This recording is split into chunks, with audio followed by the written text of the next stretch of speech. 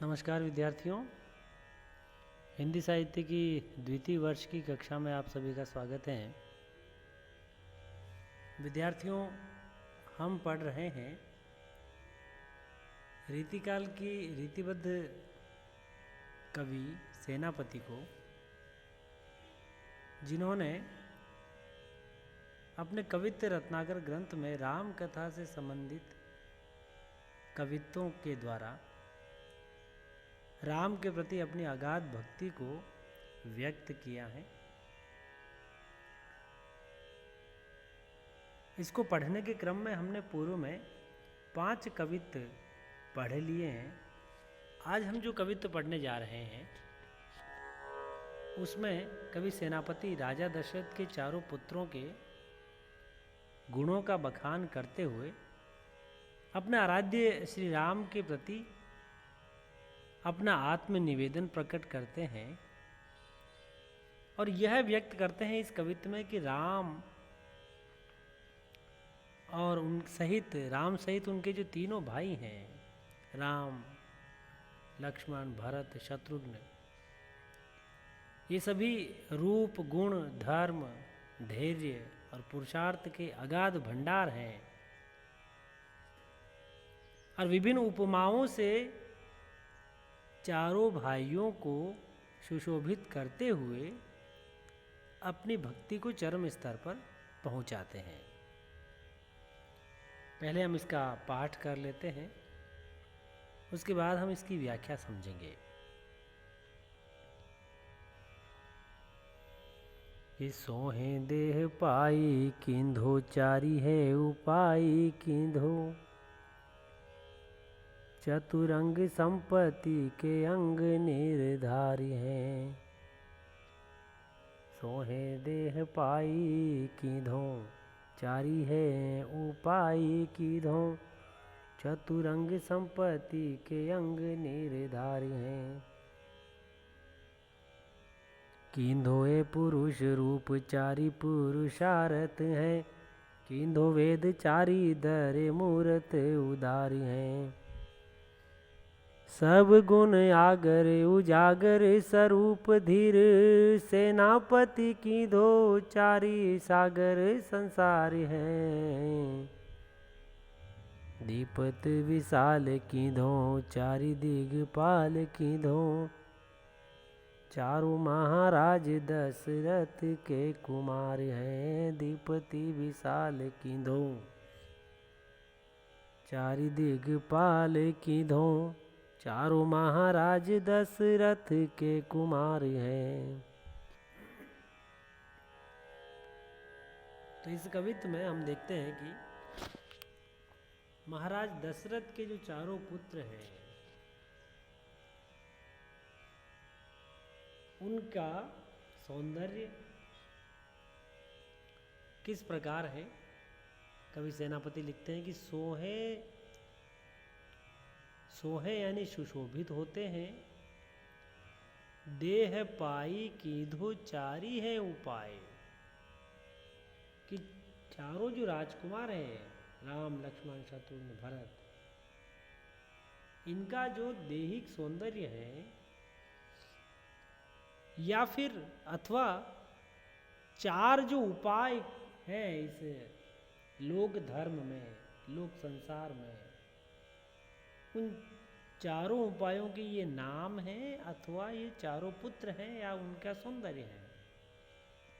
यानी उनका दैहिक सौंदर्य संसार के 4 उपायों, और वो 4 उपाय कौन से हैं?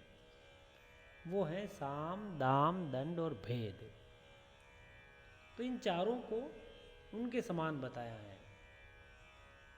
अथवा कींधो यानी अथवा, तो जहाँ पर कींधो इत्यादि वाचक शब्द आते हैं वहाँ संदेह अलंकार होता है। अथवा ये चतुरंग संपत्ति के अंग निराधार है, या फिर ये चारों दशरथ के जो चारों पुत्र हैं, अथवा ये 4 प्रकार की संपत्ति के प्रतीक हैं। सेना, सभा, वैभव और कीर्ति, ये 4 संपत्ति मानी जाती है। तो ये चारों संपत्तियों के नाम हैं अथवा ये दशरथ के चारों पुत्र हैं, अर्थात ये उसके स्वरूप हैं। कींधो ए पुरुष रूप चारि पुरुषार्थ है। ये चारों ही दशरथ के जो पुत्र हैं, ये पुरुष के रूप में 4 पुरुषार्थ हैं। और 4 पुरुषार्थ कौन से माने गए हैं? धर्म, अर्थ, काम और मोक्ष। कीधो वेद चारि धरे मूरत उदार है। अथवा ये जो चारों पुत्र हैं, ये चारों वेदों की साक्षात मूर्ति हैं। यानी राम, लक्ष्मण, भरत, शत्रुघ्न को चारों वेदों के समान गुणों के भंडार बताया जा रहा है। 4 वेद कौन से हैं कि ऋग्वेद, सामवेद, यजुर्वेद और अथर्ववेद।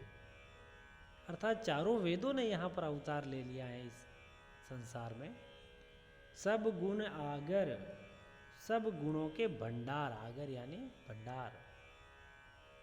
उजागर, स्वरूप धीर, उजागर सब गुणों के भंडार है और उज्जवल बुद्धि वाले हैं, और गुणों को प्रकट करने वाले, उज्जवल बुद्धि वाले, स्वरूप धीर और सुंदर रूप सहित उनका धैर्य धारण करने का जो गुण है वो भी यहाँ विद्यमान है। सेनापति कींधो चारि सागर संसार है। तो ये जो उज्ज्वलता, पवित्रता और गुणों के भंडार और धीरज धारण करने का जो स्वभाव है, गुण है, ये इन्हें चारों सागर की उपमा देता है कि ये 4 सागर हैं अथवा धैर्य, गुण और इनके भंडार हैं। 4 सागर जो है वो क्षीर सागर, मधु सागर, लवण सागर और जल सागर, इस प्रकार के 4 सागर बताए हैं। क्षीर सागर, मधु सागर, लवण सागर और जल सागर। दीपति विशाल कीधो चारि दिक्पाल। और जो इनके सौंदर्य की जो दीप्ति है, आभा है, प्रकाश है, इनका ओज तेज इतना विशाल है, व्याप्त है चारों तरफ,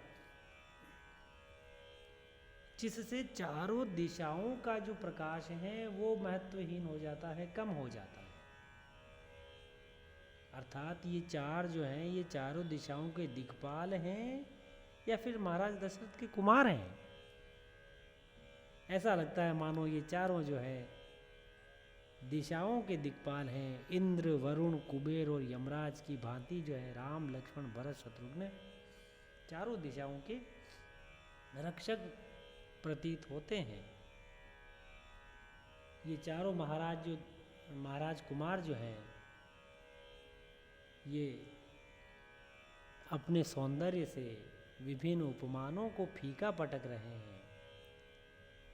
तो यहाँ पर राजा दशरथ के जो चारों पुत्रों के जो वर्णन किया है इस कवित्व में सेनापति ने, उसमें राम के प्रति कवि की बहुत अपूर्व निष्ठा यहाँ पर झलकती है। और भक्ति रस यहाँ पर मौजूद है। संदेह अलंकार हमें कींधो वाचक शब्द से दिखाई पड़ता है। पद्यांश की भाषा जो है वो ब्रज भाषा है, जिसमें आनुप्रासिकता है। मनहरण कवित्व छंद में ये लिखा गया है। आपने जो समय दिया, सुना, उसके लिए आपका शुक्रिया। आगे हम इसी को जारी रखेंगे।